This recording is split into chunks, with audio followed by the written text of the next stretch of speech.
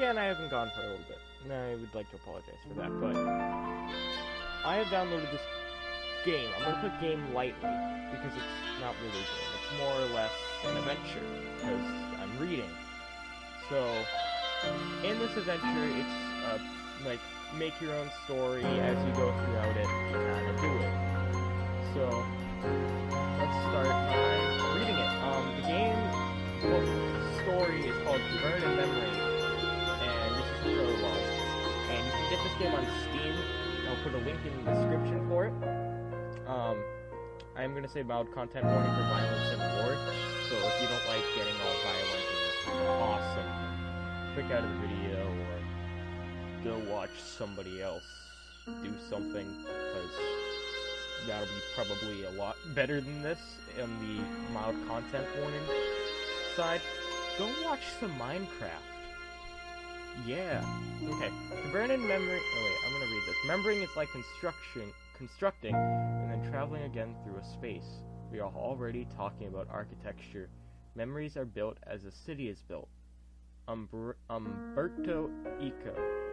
Architecture and Memory. 1986. We'll probably be judged not by the moments we build, but by those we have destroyed. Ada Louise Huxtable. To burn a memory and a historical and a temporal interactive fiction work for IFCOM 2015. Explore a city that never existed and uncover its secret history through memories of a woman that lived its darkest moments. Activate memory. Great. Red, long ago. As the nomadic peoples, we saw time in cycles of sun and season. Then in the city, as we experienced time from a fixed point, it became a line forever behind us. This line is all we have. It is our art, our culture, our every cause and every effect. The only certainty we take with us as we move forward is that in time, all this will fade into the distance as ruins over the horizon. Can you truly blame those who would stand still in defiance, or those who, knowing full well the futility of holding on to which is just dust, run? Eva Solange. Foreword to the first edition, Children of Rust by Eugene Farre, 1920. Oh, that was actually pretty good. Another content warning down there. Again, content warning. Alright, so that was the memory. Let's enter the game. Reading thing. Breathtaking, isn't it? Says Solange, gesturing out over the vista. Here is the city as we saw it, empty, painted in rust and gold. Below, tormented skies writhing in cruel fire. She continues in a tone somewhat between opera and pantomime. I kind of want to look up what pantomime is. If you know what some of these words are, then I will point them out. Please be listening in the chat below area so that I can understand it. Look up pantomime. I might also look that up. Balcony facing westward to the fore. The rooftop terrace overlooking the city. Can I click on this? No, I can't. Twin streams fed by long aqueducts flank the tower in an embrance, then split again in symmetry to fall into two over the back edge of the structure. Oh, so this is just saying what it is. Alright. Alright, that's kind of cool. Oh yeah, it still says what it is. Symbolic, a brief expression of sadness. Then she continues, perhaps the romanticist in me cannot stomach to tell this tale without an image such as this. Alright, here's an image. I gave my life to this place, she says with a sigh, and now I offer it to you. My tale is seen through many eyes, but your judgment must be yours alone. I shall play the part of Cicerone. I will look that up also, after my fashion, but not in a manner you expect. For I will be beside you only in memory. This should suffice to guide you through this tale to its end. In my absence will grant you clear eyes to draw of this illusions you will. Find me then in the orchards. Alright, I went to the orchards. Okay, follow the path below the thing. Landing overlook. Wait, I probably should have read that, but alright, well. Too late. Alright, the wind whistled through the arcades, a low and mournful hum. At the opposite side of the tower, I could fully behold the western vista, a river stretching out to the horizon, the opposing shore veiled and blurred in fog, receiving long shadows cast from the tower. Radiating outward from the tower were the roaring falls, glittering in the half-light. They split the circular... Okay, I'm gonna look up that word, piazza, into two tiers. Tires. Jeez. That lower... Oh, tier. Dang it. Into two tiers. That lower tier, accessible from here by twin descending staircases that curved inward to embrace a small landing. Well, that's pretty. Though blackened windows teased entrance, the tower itself allowed no means of ingress at this level. Yeah, let's go to the landing. Landing, Institute, below tower. The stairways flattened out and continued, splitting the flow in two splitting the flow in two to descend towards the outer arcades and the Red River. The entrance to the White Tower was here, in the dark, in the shadow of the waning sun, a black monolith of a door, seamless, with no visible means of communication. Let's examine the door. On closer inspection, a tight seam outlined a smaller inset door, featureless except for an ornate handle, intricately dedicated with a solar motive. It was unlocked. Let's go in. Alright, atrium floor. By the way, these episodes will be 15 minutes. So, they're not going to be overly long, because this is going to be like a book reading. It's fun. You can just listen to it, watch it, doesn't matter. The atrium took up the entirety of the first two floors of the tower, hugging stately wooden paneling. A spiral staircase swept upwards. Heavy, dust-filled beams of light shone through long vertical windows to fall on a sea of charred remains. The curled cinders of countless books. Oh, that's kind of cool. Alright, two doors opposed each other, the black painted monolith of a door leading back to the terrace, and a small set built of wood and brass inlay, open to the remains of a once great hallway. Alright, I think on there. No. Reading is good, don't get bored. What these keys are. I'll figure that out.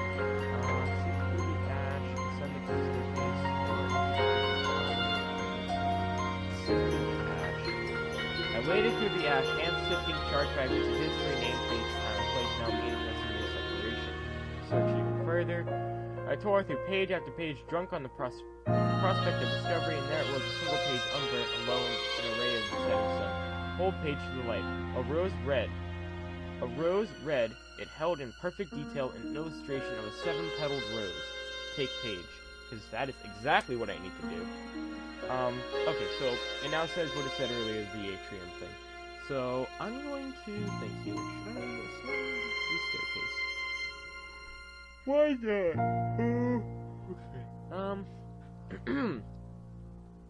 The library was cylindrical in structure, occupying in full the 7th to 11th floors of the tower. The first of these constituted a reading area and balcony, followed by 3 floors of mezzanine. The spiral staircases landed on the reading level. Below, the filigree flow of iron buttress and girders that held up the first mezzanine. Mezzanine! There we go.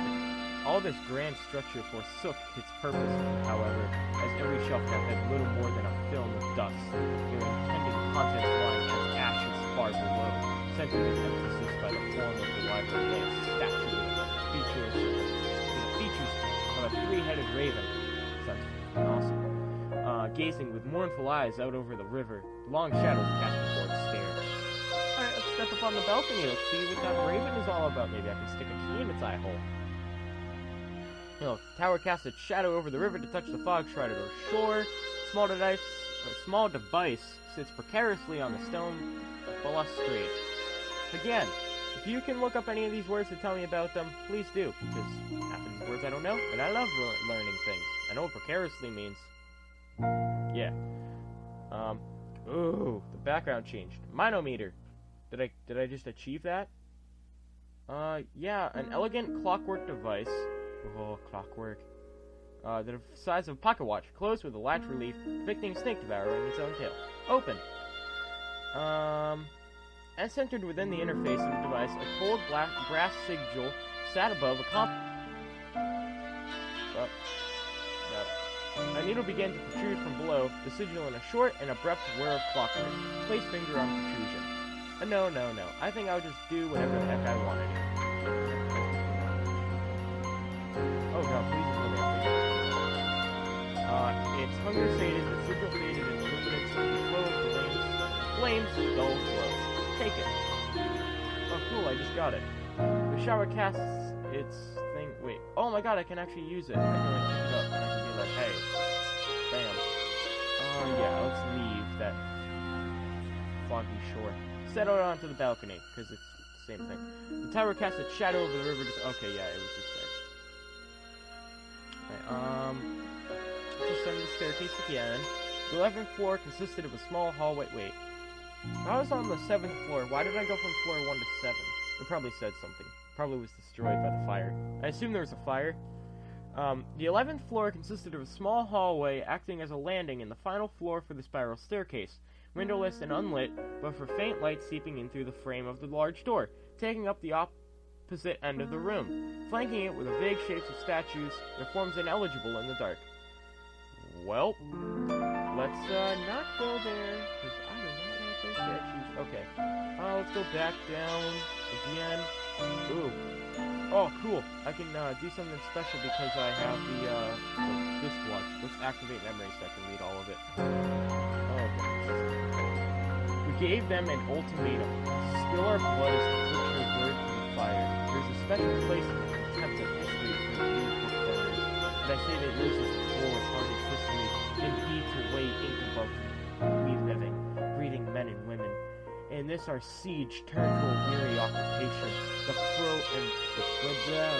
provost held his own in that loft palace of his, and we developed a begrudging respect for his abdomens. Maybe this immutability held deference to some grain of truth in that ideology of theirs.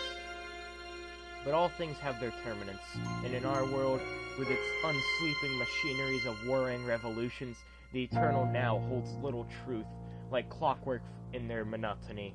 The state will respond to the portent of violence in kind, and on the 10th day of our occupation, the 33rd showed their hand. The sight of the artillery cast a surreal pall over us, and we could not imagine their use. In this queer way, they proved of little use and threat. Night falls now, and I fear all this ideology of violence will become far less speculative before it is over. Eugenie, B, May 21st, 1908. So I'm assuming that these are either really old, or that this takes place in a time before ours. And then we got this. So, so what they're saying here right now is that they were in a library, they had a guy who was in charge of the library, and that they all, believed in him or something, and it was weird. I don't understand that. But, some people attacked to, burn it, or were they burning it? But they got attacked in that this guy ended talking, and I think he might have died, because it kind of sounded like that he was going to die, and he was talking about how it all comes down to the books aren't as important as the people that they're about, which is kind of important, but I mean, that's a good conversation to think about. Is the books that are written about people more important than the actual people that live through those experiences? Like, if somebody, climbed Mount Everest, lost, a leg, and then, traversed down it, are they more important than the story that's about them, that informs us all about their tale? And that's a thought. That's what this is trying to... I assume that's what... Don't quote me. I assume that that's what this is trying to say. But if I'm wrong, then I'm wrong, and I made you think about something else. So, let's enter the atrium hallway. Continue... Yeah. Enter the atrium hallway. Alright, through the translucent glass panels, they held aloft by rings of steel, the waning sun filled the atrium with diffused light and the blood and gold. A fitting welcome to the devastation below. Well, yeah, when there's a whole bunch of dead books on the floor because books are alive, you're obviously going to find blood and gold in ribs of steel or glass panels. Because why not? It's a church, library, thing. I don't know. Tattered and smoke-blackened banners flew from the ironwork buttresses. Oh, I must have read this already because I remember the word buttresses, but I'm going to continue. Countenance cast in vivid red under those stains wrought of battle, surviving with all the stoic dignity of a final stand. Charred furniture stood as makeshift barricades under layers of cinder, catching the light, thick shards of broken glass. Alright, so what I said before might be true, but what I think it is now is that there was a battle there, people raided it, they used the books and stuff in bookcases to try to alive, but I assume that, but I assume that they burned it and that they died. So I'm going to read this last memory, and I'll read this. Actually, I might want to do that. But I'm going to read this last memory because I like these. The end of this is German. I take German, but I don't know that.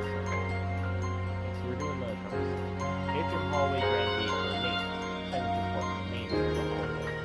So let's find out what's going on here. With that,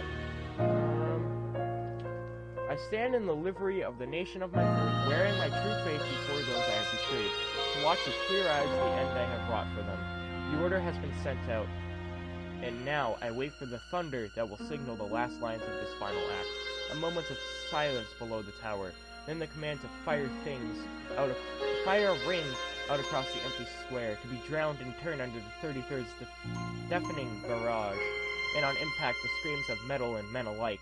But this I can hear not. For me, the dread song still played unmatched in volume and held in rapt attention by my helpless line. Firm and true stands the watch. Die wacht I'm Rhein. By the way, I did really crappy on that German because I was reading. This is by Marcel V. May 21st, 1908. So I think this is written by the guy in the tower that the other guy was talking about, and he's talking about how he knows that everybody's gonna die, and he's just waiting for the bombs to hit and to hear the people that he loves die. And he's dreading that moment. So this has been pretty good. This has been very interesting, and I really want to do more of this, so I will be uploading another video after this one, a little bit while after this, and there will be music playing in the background of this, and I will find royalty-free music to loop the whole time. It's going to be cool music, and you're going to like it. Yeah. So I will see you in the next video. See ya! Thank you for watching my video.